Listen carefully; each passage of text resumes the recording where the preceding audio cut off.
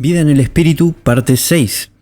Vamos a hablar acerca del Espíritu de verdad y las moradas celestiales. En Juan 14, 1 al 3 leemos: No se turbe vuestro corazón, creéis en Dios, creed también en mí. Estas son palabras de Jesús. En la casa de mi Padre muchas moradas hay, de otra manera os lo hubiera dicho. Voy pues a preparar lugar para vosotros, y si voy y yo os preparo lugar, vendré otra vez y os tomaré conmigo, para que donde yo esté, vosotros también estéis. Por lo general se ha enseñado y se enseña que las moradas acá mencionadas se refiere a ciertas moradas celestiales en las que los creyentes van a habitar en el futuro. Sin embargo, veremos que el contexto de este pasaje habla de una realidad totalmente diferente y que lo que Jesús dijo acá está lejos de significar que Él iba a preparar habitaciones en las que los creyentes iban a vivir perpetuamente. La Biblia nos muestra por muchas partes y de muchas formas que los creyentes no viviremos en el cielo en el tiempo futuro, sino en la tierra. Algunos versículos de referencia que pueden leer son Proverbios 2, 21 y 22, Isaías 65, 9 y 10, Isaías 11 del 6 al 9, Isaías 51, 3, Ezequiel 36 del 33 al 35, Génesis 13 del 14 al 17, Apocalipsis 21 del 1 al 5. No voy a tratar este tópico acá. Si quieren revisen esos versículos, o si quieren verlo con más detalle, escribí un artículo que se llama El reino futuro de Dios será en la tierra y no en el cielo, que está en mi sitio web enhonorasuverdad.com. El punto ahora es señalar que los cristianos no vamos a vivir en el cielo, así que hablar de moradas en el cielo no tiene mucho sentido. El contexto previo de este pasaje nos sitúa en la última cena de Jesús, previo a su arresto y crucifixión. Jesús estaba dando sus últimas lecciones a los discípulos para que ellos se mantuvieran firmes en la fe hasta la resurrección del Señor. La tortura por la que iba a pasar Jesús sin duda iba a causar tropiezo en la fe de los discípulos e iba a ser un duro golpe para ellos ver que su rey prometido, en lugar de tomar posesión de la tierra, estaría siendo humillado y torturado. Así que Jesús tenía que asegurarse de que entendieran que todo eso era necesario dentro del plan de Dios. Juan 14:5 nos dice: Le dijo Tomás: Señor, no sabemos a dónde vas, ¿cómo podemos saber el camino? Jesús le dijo: Yo soy el camino, la verdad y la vida, nadie viene al Padre sino por mí. Si me habéis conocido a mí, también conoceréis a mi Padre, y desde ahora le conocéis y le habéis visto. Le dijo Felipe: Señor, muéstranos el Padre y nos basta. Jesús le dijo: ¿Tanto tiempo he estado con vosotros, Felipe, y no me has conocido? El que me ha visto a mí, ha visto al Padre. ¿Cómo pues, dices tú, muéstranos el Padre? ¿No crees que yo soy en el Padre y el Padre en mí? Las palabras que yo os hablo, no las hablo de mí mismo, sino que el Padre que mora en mí hace sus obras. Creedme que yo soy en el Padre y el Padre en mí. De otra manera, creed por las mismas obras. De cierto os digo que el que cree en mí, él también hará las obras que yo hago, y mayores que éstas hará, porque yo voy al Padre. Acá hay varias cosas que aclarar. En el versículo 6 Jesús les explica que no había forma de llegar al Padre, a Dios, si no era por medio de Él. Jesús es el camino, la verdad y la vida. Es el camino verdadero hacia la vida. Jesús luego explica que quien le ha visto a Él, ha visto al Padre. Juan 1:18 nos dice que nadie ha visto jamás a Dios y que Jesús es quien le ha dado a conocer. Con esto Jesús no está diciendo que Él era una encarnación visible de Dios, sino que da a entender que aunque Dios no pueda ser visto, las características del amor, del poder, de la gracia, de la bondad de Dios podían ser percibidas o entendidas a través de ver la conducta de Jesús, porque Él siempre hizo la voluntad de Dios. Por eso, Él dice que las palabras que estaba hablando no las decía por cuenta propia, sino que hablaba lo que oía del Padre. Notemos que en el versículo 12 Jesús conecta sus declaraciones previas con lo que iba a suceder después de su resurrección. Quienes creen en Jesús pueden hacer mayores obras, refiriéndose a las obras de amor y de salvación que hizo Jesús. Juan 14:13 nos dice: Y todo lo que pidáis en mi nombre, eso haré para que el Padre sea glorificado en el Hijo. Si me pedís alguna cosa en mi nombre, yo la haré. Si me amáis, guardaréis mis mandamientos. Y yo rogaré al Padre y os dará otro Consolador para que esté con vosotros para siempre. Este es el Espíritu de verdad, a quien el mundo no puede recibir porque no le ve ni le conoce. Vosotros lo conocéis porque permanece con vosotros y está en vosotros. En el versículo 14 Jesús está anticipando que ellos iban a poder pedirle cosas a Él mismo. Está anticipando de forma muy sutil lo que iba a venir después de la resurrección. En el versículo 16 Él dice que iba a rogar al Padre para que les diera otro consolador. La palabra otro en el texto griego bíblico es la palabra alos, que significa otro de la misma clase o categoría. Por otro lado, la palabra consolador es en griego parakletos, que significa ayudante, intercesor o mediador. Hasta ese entonces Jesús era el ayudante o el intercesor entre las personas y Dios. Pero acá Jesús está diciendo que si Él iba al Padre, en su muerte, resurrección y ascensión, el Padre iba a enviar otro ayudante o intercesor de la misma clase que Él. Más adelante en este estudio vamos a analizar esto también. Sigamos leyendo. Versículo 18 nos dice: No os dejaré huérfanos, volveré a vosotros. Todavía un poquito y el mundo no me verá más, pero vosotros me veréis, porque yo vivo, también vosotros viviréis. En aquel día vosotros conoceréis que yo soy en mi Padre y vosotros en mí, y yo en vosotros. El que tiene mis mandamientos y los guarda, Él es quien me ama, y el que me ama será amado por mi Padre, y yo le amaré y me manifestaré a Él. Vemos que Jesús refuerza la idea de que no se iban a quedar solos e indefensos, sino que iban a tener compañía, pero desde otro plano. Si ellos permanecían en el amor a Dios y a Jesús, iban a estar acompañados. Notemos también la frase yo soy en mi Padre y vosotros en mí y yo en vosotros. Esto nos indica una relación de íntima comunión, de estrecha comunicación entre el creyente, Jesús y Dios. Versículo 22 dice: Le dijo Judas, no el Iscariote: Señor, ¿cómo es que te has de manifestar a nosotros y no al mundo? Respondió Jesús y le dijo: Si alguno me ama, mi palabra guardará, y mi Padre lo amará, y vendremos a Él y haremos nuestra morada con Él. Jesús dijo que Él y el Padre iban a ser morada en quienes le amaban. Nos está diciendo que de algún modo Él y Dios iban a habitar dentro del creyente. Pero la morada acá no es un lugar ni en el cielo ni en la tierra, sino que se trata del creyente mismo. Vamos a ver esto con más detalle en la medida que avancemos en la lectura. Versículo 24. El que no me ama no guarda mis palabras, y la palabra que escucháis no es mía, sino del Padre que me envió. Estas cosas os he hablado mientras todavía estoy con vosotros, pero el Consolador, el Espíritu Santo, que el Padre enviará en mi nombre, Él os enseñará todas las cosas, y os hará recordar todo lo que yo os he dicho. La paz os dejo, mi paz os doy, no como el mundo la da, yo os la doy. No se turbe vuestro corazón ni tenga miedo. Oísteis que yo os dije, voy y vuelvo a vosotros. Si me amarais, os gozaríais de que voy al Padre, porque el Padre es mayor que yo. Ahora os lo he dicho antes que suceda, para que cuando suceda creáis. Ya no hablaré mucho con vosotros, porque viene el príncipe de este mundo, y él no tiene nada en mí. Pero para que el mundo conozca que yo amo al Padre, y como el Padre me mandó, así hago, levantaos, vámonos de aquí. El versículo 29 nos muestra que todo esto es una profecía que anticipa todo lo que iba a suceder luego de que Jesús muriera, fuera resucitado y ascendiera a Dios. Esto era muy importante para los discípulos porque nadie jamás había profetizado que los creyentes iban a tener a Dios y a Cristo morando en ellos. Debió haber sido todo un verdadero golpe al cerebro de los discípulos estas palabras de Jesús. Aunque por el momento ellos estaban turbados con miedo, tristeza, dudas e incertidumbre, las palabras anticipadas de Jesús les iban a dar paz, una completa paz. Pero esto iba a suceder en el momento que ellos vieran esto cumplirse. Jesús no les dio la paz del mundo con un consuelo vacío, diciéndoles no se preocupen, no va a pasar nada, todo va a estar bien. Que ese es el consuelo que muchas veces da el mundo. No, Jesús les dio otro tipo de paz, una paz basada en no ocultar la realidad, la cual mostraba un presente turbio, pero con un futuro glorioso.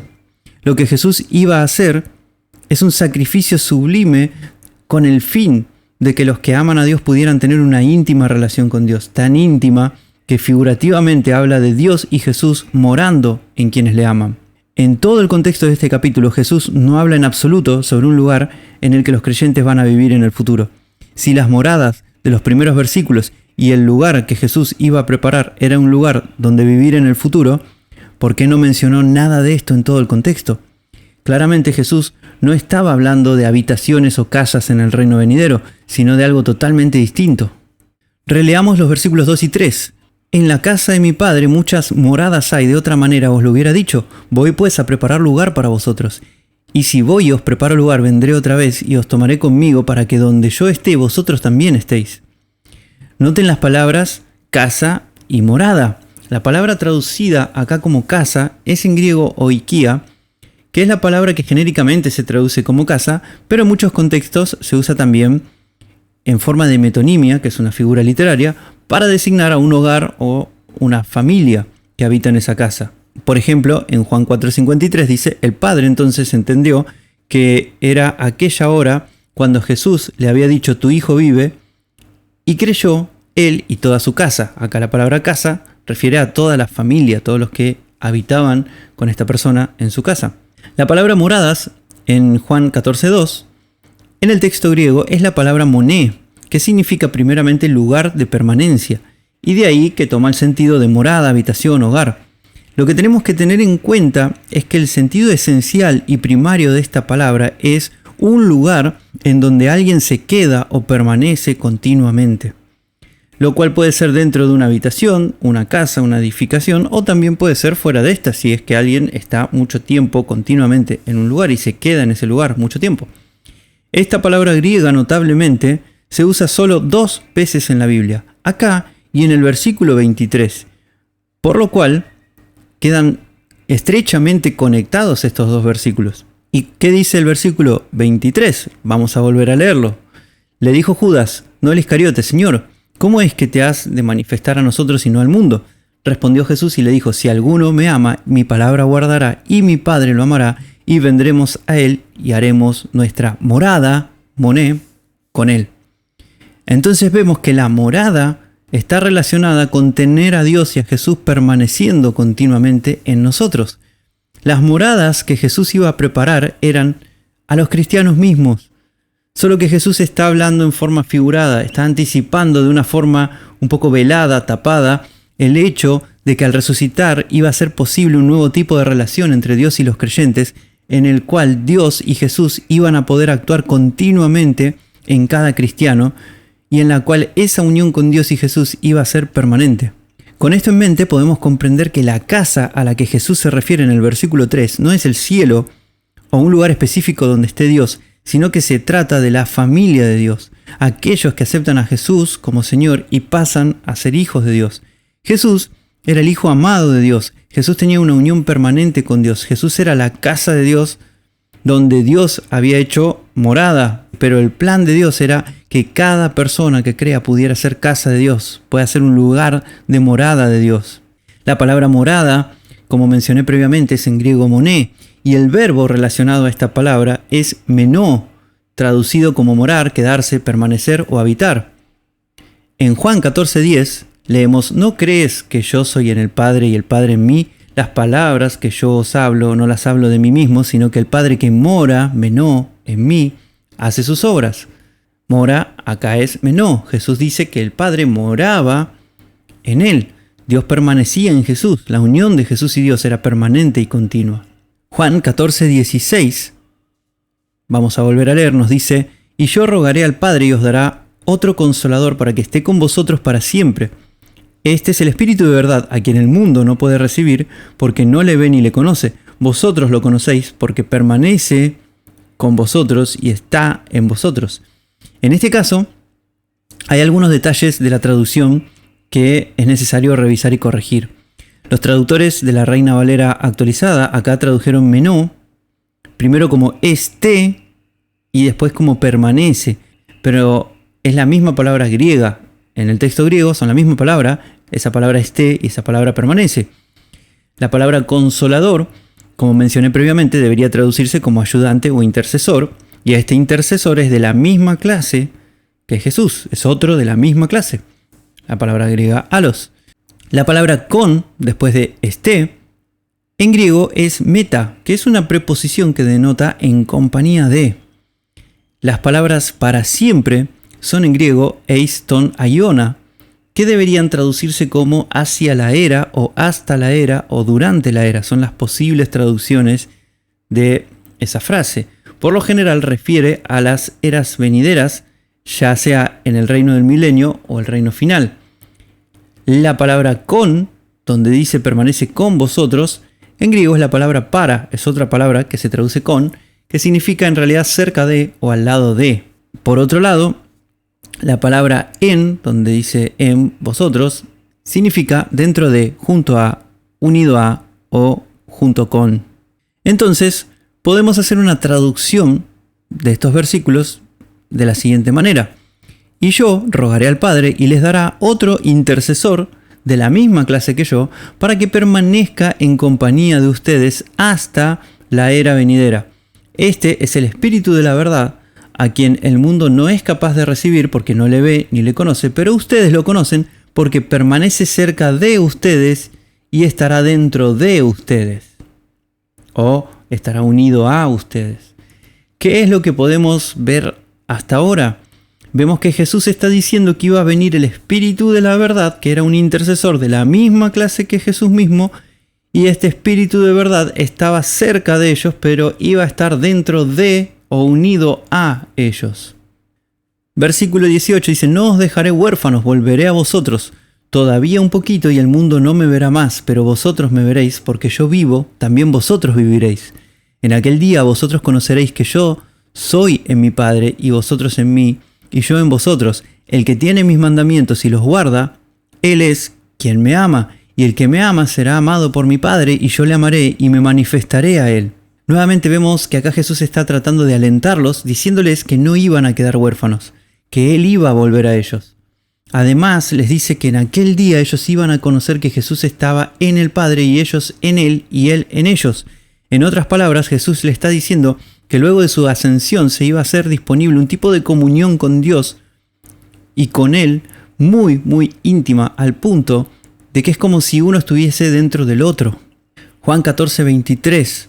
Respondió Jesús y le dijo: si alguno me ama, mi palabra guardará, y mi Padre lo amará, y vendremos a Él y haremos nuestra morada con Él. El que no me ama no guarda mis palabras, y la palabra que escucháis no es mía, sino del Padre que me envió. Estas cosas os he hablado mientras todavía estoy con vosotros, pero el Consolador, el Espíritu Santo, que el Padre enviará en mi nombre, Él os enseñará todas las cosas y os hará recordar todo lo que yo os he dicho.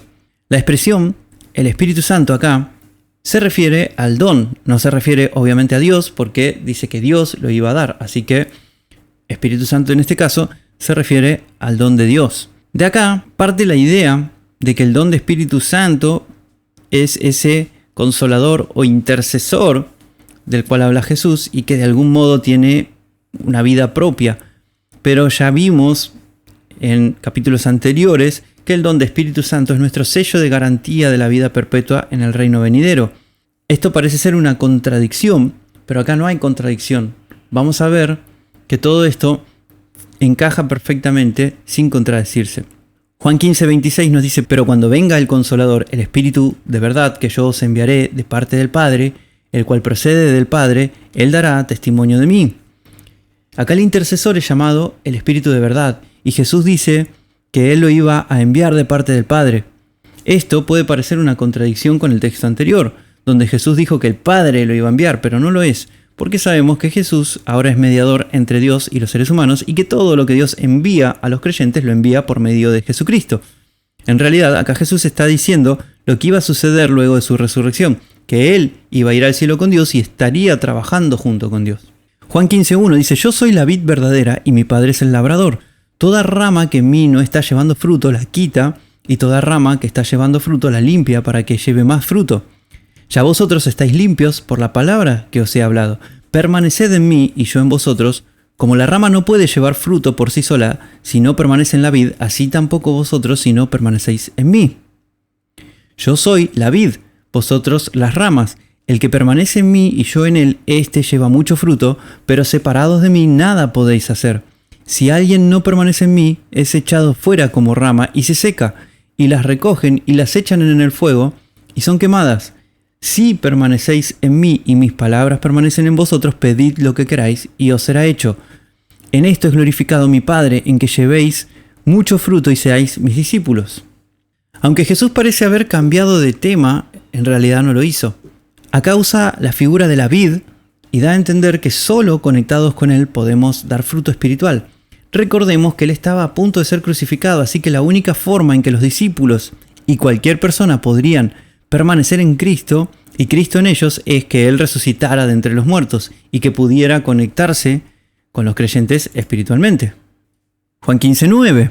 Como el Padre me amó, también yo os he amado, permaneced en mi amor. Si guardáis mis mandamientos, permaneceréis en mi amor, como yo también he guardado los mandamientos de mi Padre y permanezco en su amor. Estas cosas os he hablado para que mi gozo esté en vosotros y vuestro gozo sea completo. Versículo 23. El que me aborrece también aborrece a mi Padre.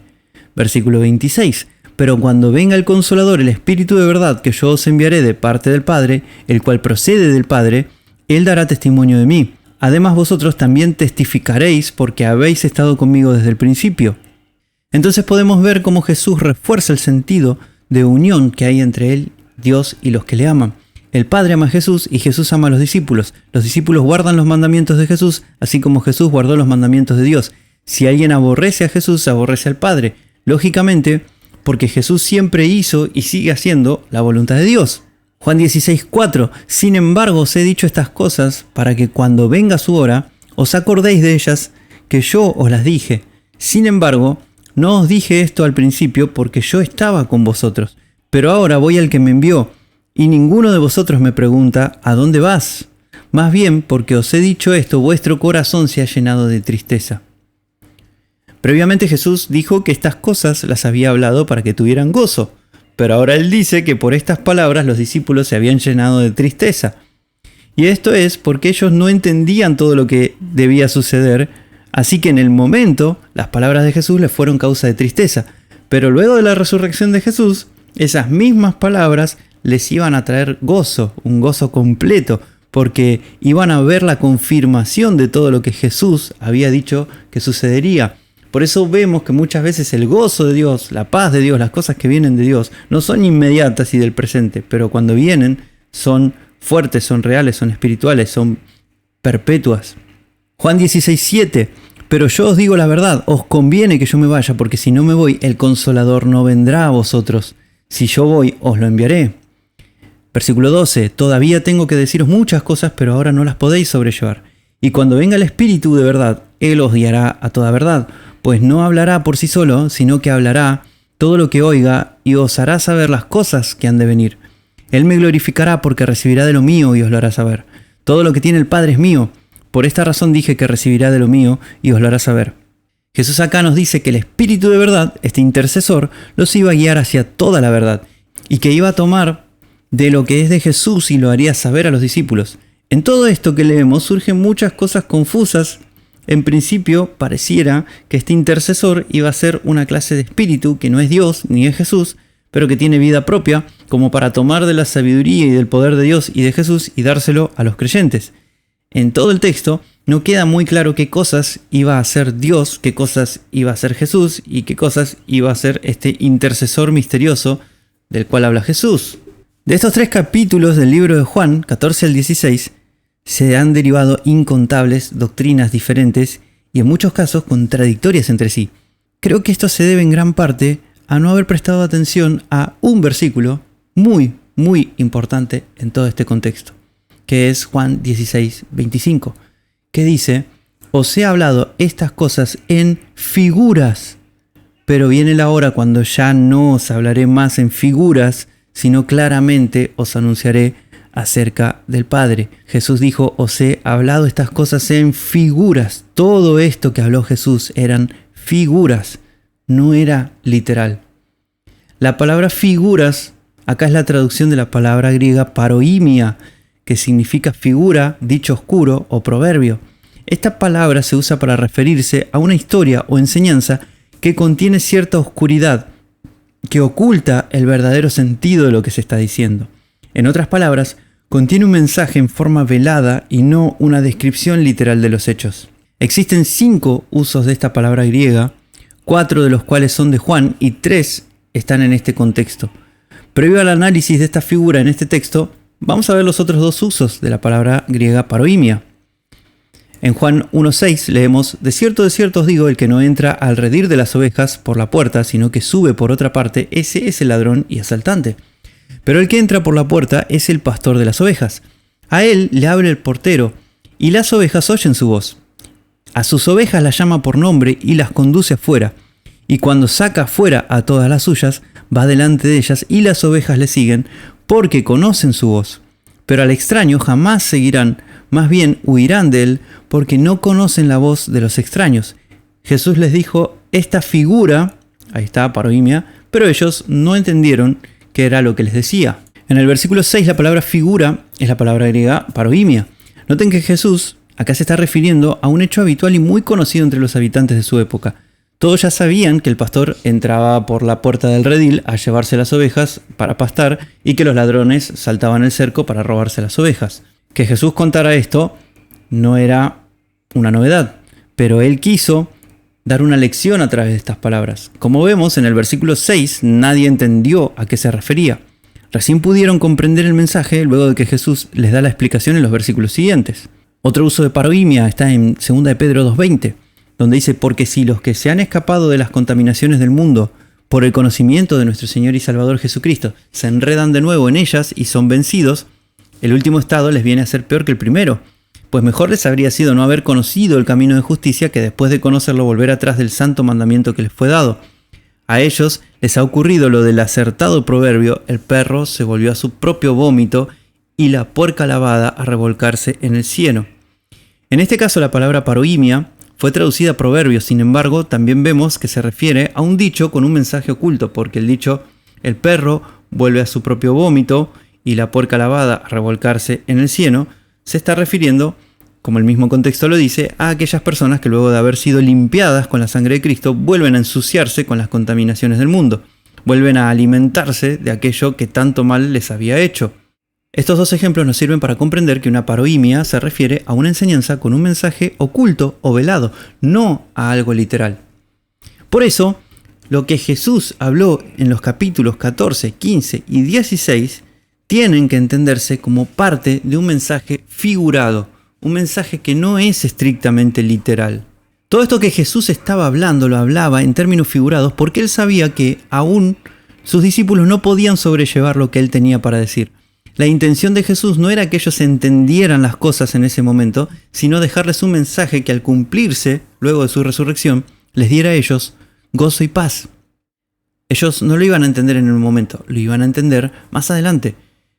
En el 14, del 27 al 28, vimos que Jesús le dijo que Él les dejaba la paz, una paz que no era como la que daba el mundo, así que su corazón no tenía que turbarse, ni debían temer, y que si le amaban debían regocijarse. En el 16, del 1 al 3, Jesús les dice que estas cosas que Él hablaba eran para que no tuvieran tropiezo por la persecución que luego iban a recibir. En el 16, 20 al 22, Jesús les dice que iban a llorar y lamentarse, pero que luego su tristeza se convertiría en gozo. En el 16, 33, Jesús vuelve a decir que sus palabras eran para que ellos tuvieran paz en medio de la aflicción que les traería el mundo.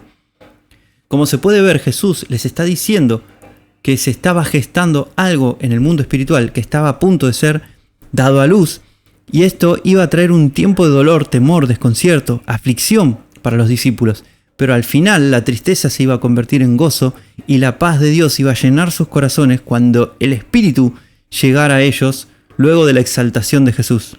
Ahora, ¿quién es el Espíritu de verdad? ¿Y quién es el intercesor? Ya sabemos que Jesús estaba hablando en forma figurada, en gran parte de los capítulos 14, 15 y 16.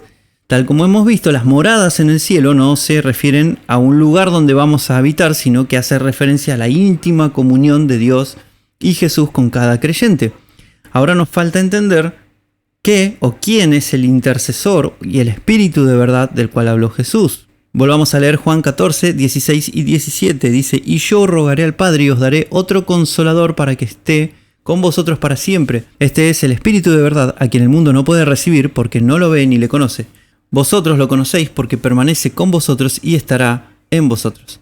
Recordemos la traducción que habíamos hecho de este versículo, que es así, y yo rogaré al Padre y les daré otro intercesor de la misma clase que yo, para que permanezca en compañía de ustedes hasta la era venidera. Este es el Espíritu de la verdad, a quien el mundo no es capaz de recibir porque no le ve ni le conoce, pero ustedes lo conocen porque permanece cerca de ustedes y estará dentro de ustedes.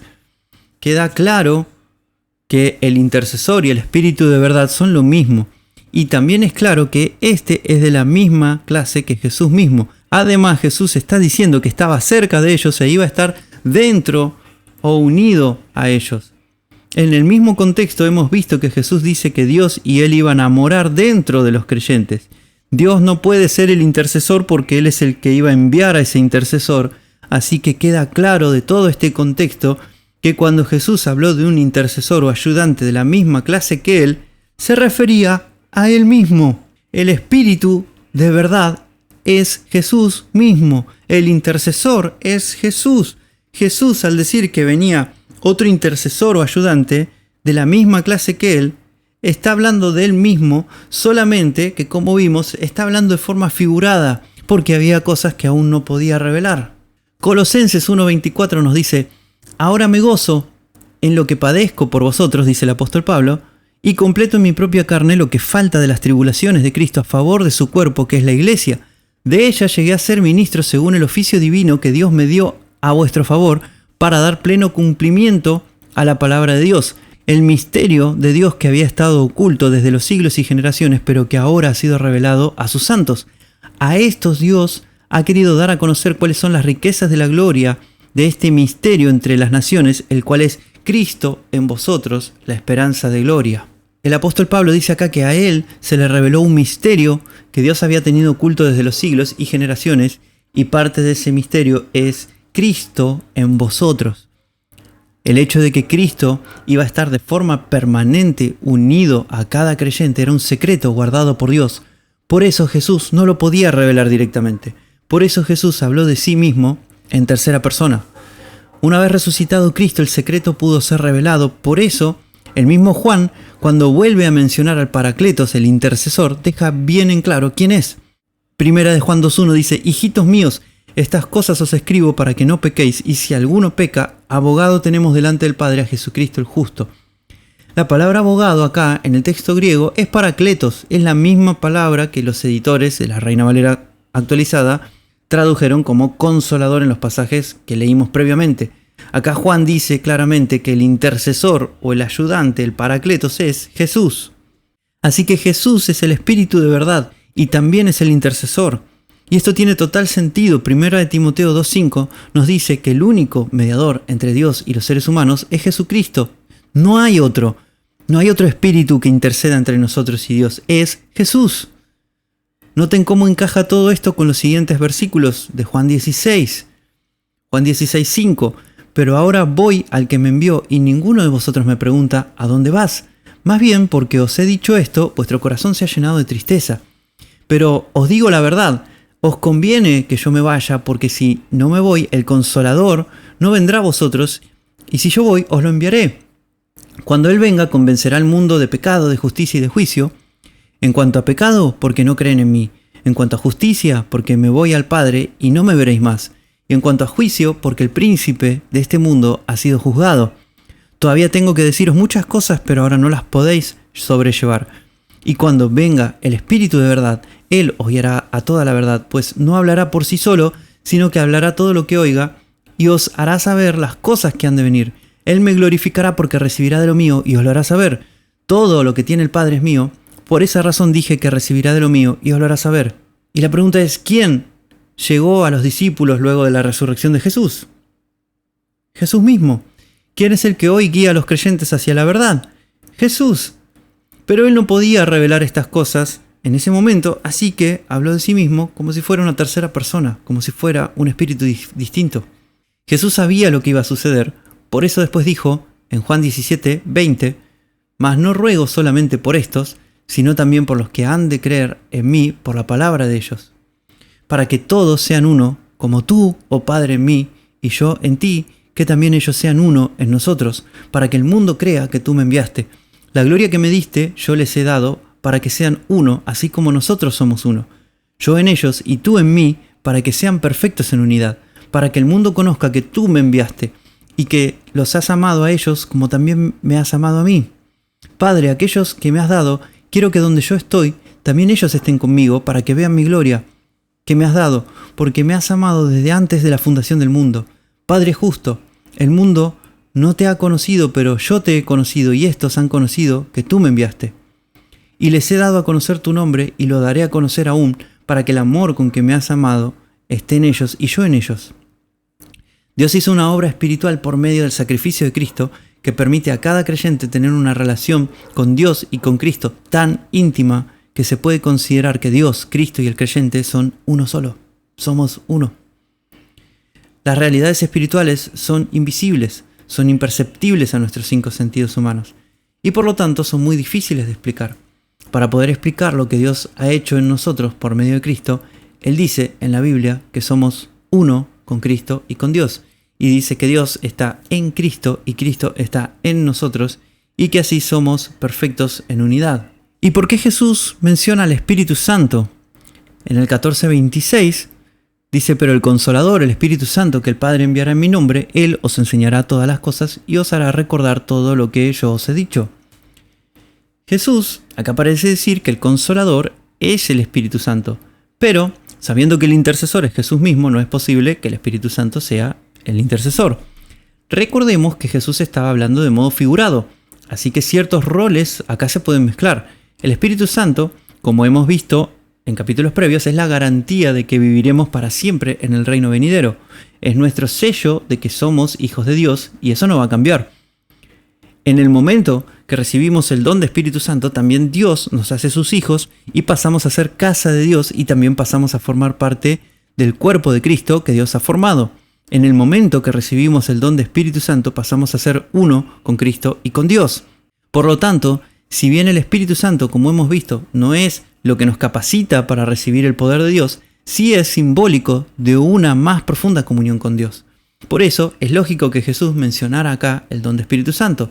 Ser hijos de Dios, en 1 Juan 3:2, que Jesús y Dios moren en nosotros, ser parte del cuerpo de Cristo, tener Espíritu Santo, haber sido sellados, estar sentados en lugares celestiales, como dice Efesios 2:6, y otras expresiones usadas en la Biblia, son la forma en que Dios nos hace entender el profundo lazo espiritual que tenemos con Él y cuán certera es su promesa de que vamos a vivir para siempre en el reino venidero. Aunque espiritualmente cada creyente renacido es una unidad con Dios y con Cristo, esta unidad solo puede manifestarse cuando el creyente es obediente y guarda los mandamientos de Dios. Juan 15:1 nos dice: yo soy la vid verdadera y mi Padre es el labrador. Toda rama que en mí no está llevando fruto, la quita, y toda rama que está llevando fruto la limpia para que lleve más fruto. Ya vosotros estáis limpios por la palabra que os he hablado. Permaneced en mí y yo en vosotros. Como la rama no puede llevar fruto por sí sola, si no permanece en la vid, así tampoco vosotros si no permanecéis en mí. Yo soy la vid, vosotros las ramas. El que permanece en mí y yo en él, éste lleva mucho fruto, pero separados de mí, nada podéis hacer. Si alguien no permanece en mí, es echado fuera como rama y se seca, y las recogen y las echan en el fuego y son quemadas. Si permanecéis en mí y mis palabras permanecen en vosotros, pedid lo que queráis y os será hecho. En esto es glorificado mi Padre, en que llevéis mucho fruto y seáis mis discípulos. Como el Padre me amó, también yo os he amado, permaneced en mi amor. Si guardáis mis mandamientos, permaneceréis en mi amor, como yo también he guardado los mandamientos de mi Padre y permanezco en su amor. Estas cosas os he hablado para que mi gozo esté en vosotros y vuestro gozo sea completo. Este es mi mandamiento, que os améis los unos a los otros como yo os he amado. Y 1 Juan 3:18 nos dice: hijitos, no amemos de palabra ni de lengua, sino de hecho y de verdad. En esto sabremos que somos de la verdad y tendremos nuestros corazones confiados delante de Él. En el caso de que nuestro corazón nos reprenda, mayor es Dios que nuestro corazón, y Él conoce todas las cosas. Amados, si nuestro corazón no nos reprende, tenemos confianza delante de Dios, y cualquier cosa que pidamos la recibiremos de Él, porque guardamos sus mandamientos y hacemos las cosas que son agradables delante de Él. Y este es su mandamiento, que creamos en el nombre de su Hijo Jesucristo, y que nos amemos unos a otros como Él nos ha mandado. Y el que guarda sus mandamientos permanece en Dios y Dios en él, y por esto sabemos que Él permanece en nosotros por el Espíritu que nos ha dado. Noten que en todos estos versículos está íntimamente ligado la obediencia a Dios, el amor a Dios y el amor al prójimo, las oraciones respondidas, la producción de fruto, el gozo y la paz. Todas estas cosas suceden juntas. Si nos mantenemos obedientes a Dios y andamos en su amor, vamos a llevar mucho fruto espiritual. Nuestras oraciones van a ser respondidas y vamos a tener pleno gozo y paz en nuestras vidas. Gálatas 4:6 y 7 dice: y por cuanto sois hijos, Dios envió a vuestros corazones el espíritu de su Hijo que clama: Abba, Padre. Así que ya no eres más esclavo, sino hijo, y si hijo, también eres heredero por medio de Dios. Romanos 8:1 nos dice: ahora pues ninguna condenación hay para los que están en Cristo Jesús, porque la ley del Espíritu de vida en Cristo Jesús me ha librado de la ley del pecado y de la muerte, porque Dios hizo lo que era imposible para la ley, por cuanto ella era débil por la carne, habiendo enviado a su propio Hijo en semejanza de carne de pecado y a causa del pecado, condenó al pecado en la carne, para que la justa exigencia de la ley fuese cumplida en nosotros que no andamos conforme a la carne, sino conforme al Espíritu, porque los que viven conforme a la carne piensan en las cosas de la carne, pero los que viven conforme al Espíritu, en las cosas del Espíritu, porque la intención de la carne es muerte, pero la intención del Espíritu es vida y paz. Estar en Cristo Jesús, por contexto, es estar dentro del cuerpo de Cristo. Es una condición en la que estamos todos los que hemos hecho a Jesús Señor. La ley del Espíritu es la ley de Cristo, la cual es espiritual. Él está espiritualmente conectado con nosotros y nos va guiando en nuestra conducta y fe. Por supuesto, esto no significa que la antigua ley sea totalmente inservible, porque contiene una guía del propósito, plan y deseo de Dios para nuestras vidas. Pero en Cristo tenemos una ley y una guía superior, porque está Él mismo guiando a quienes buscamos servirle. En este contexto también la carne se refiere a nuestros deseos e impulsos hacia el pecado, los cuales provienen del adversario, el diablo, y no de Dios. Estos deseos son contrarios a los del Espíritu, a los de Jesús.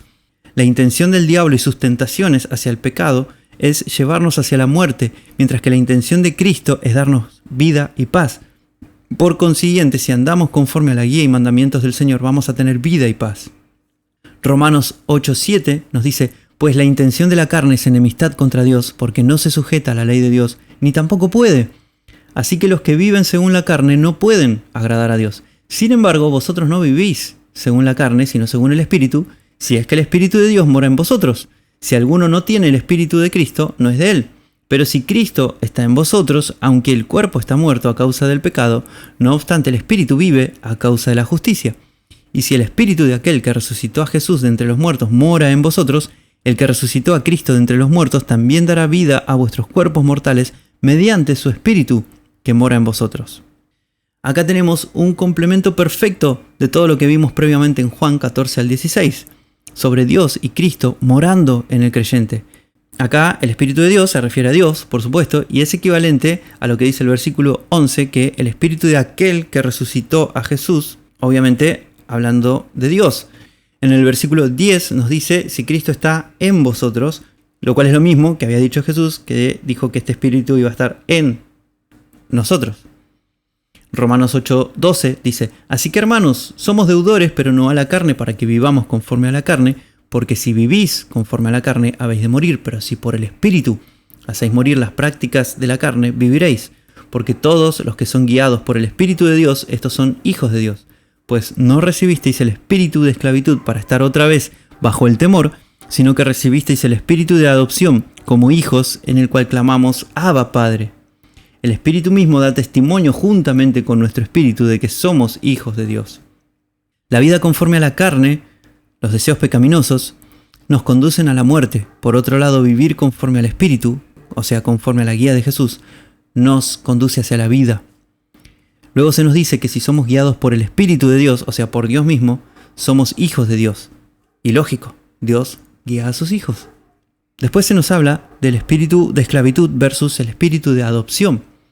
Pero esto no se refiere a un nuevo tipo de espíritu, sino que el espíritu de adopción tiene relación directa con el don de Espíritu Santo. Ya vimos que el Espíritu Santo refiere a que fuimos sellados con la vida perpetua en el reino venidero.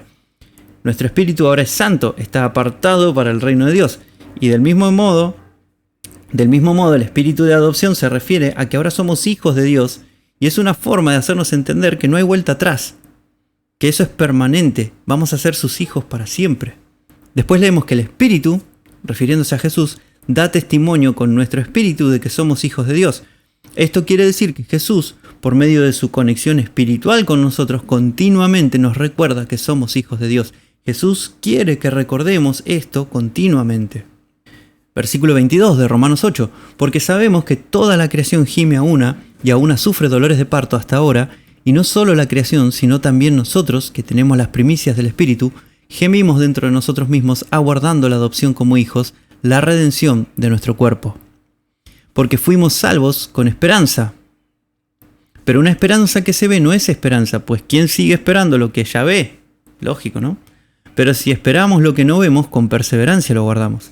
Y asimismo también el Espíritu, Jesús, nos ayuda en nuestras debilidades, porque cómo debiéramos orar no lo sabemos, pero el Espíritu, Jesús mismo, intercede con gemidos indecibles. Y el que escudriña los corazones sabe cuál es el intento del Espíritu, porque Él intercede por los santos conforme a la voluntad de Dios. Nosotros como creyentes tenemos las primicias del Espíritu. Las primicias son los primeros frutos. Los primeros frutos de la resurrección de Jesús los tenemos nosotros hoy en la conexión que tenemos con Él. Pero el fruto completo lo vamos a tener cuando seamos transformados en inmortales y vivamos en el reino venidero. Además, el versículo 26 nos dice que el Espíritu, Jesús, nos ayuda en nuestras debilidades. Él es el intercesor o ayudante. Él es quien está intercediendo por nosotros con gemidos indecibles. La palabra ayuda en este versículo es en griego sunantilambano. En el texto griego del Nuevo Testamento se usa solamente acá y en Lucas 10:40. Esta palabra es definida como unirse a alguien para hacer un esfuerzo o una actividad en común. Por otro lado, la palabra intercede en el texto griego es uperentukchano, que es la unión de huper o uper, que significa encima de, y entukchano, que es apelar, encontrarse con alguien para conversar, consultar o pedir algo. Esta palabra se usa solamente acá en todo el Nuevo Testamento. Y la palabra gemidos en el griego es stenagmos, que puede traducirse como súplica fervorosa. Además, la palabra inexpresables en griego es alaletos, que significa que no se puede expresar con palabras, indecible, inexpresable, y se usa solamente acá en toda la Biblia. Entonces lo que el versículo 26 nos está diciendo es que Jesús nos ayuda en nuestras debilidades, hace un esfuerzo conjunto con nosotros cuando no nos alcanza la fuerza, y además Él intercede, Él apela a Dios, conversa o pide a Dios por nosotros con súplicas fervorosas que no pueden expresarse con palabras. Jesús tiene un profundo interés en ayudarnos y la forma en que nos ayuda no se puede explicar, no se puede expresar con palabras. Aunque muchas veces no sabemos cómo orar, Él va a estar intercediendo por nosotros y nos va a estar ayudando de formas que ni siquiera comprendemos. En el versículo 27, el que escudriña los corazones se refiere a Dios mismo. Dios sabe cuál es la intención de Jesús, porque Jesús intercede por los santos conforme a la voluntad de Dios. Es un trabajo conjunto. En todos estos versículos lo que vemos es a Jesús en su rol de el Espíritu, que está conectándose espiritualmente con nosotros para ayudarnos y pide a Dios por nosotros. Él hace un trabajo conjunto con Dios continuamente para edificarnos. Dios, como Padre, es la fuente de todo poder espiritual y Jesús es el Espíritu que actúa como mediador, testificando que somos hijos de Dios, ayudándonos en la debilidad, intercediendo por nosotros, guiándonos continuamente a la santidad, para que hagamos morir el pecado en nosotros y recibamos la vida que Dios quiere darnos.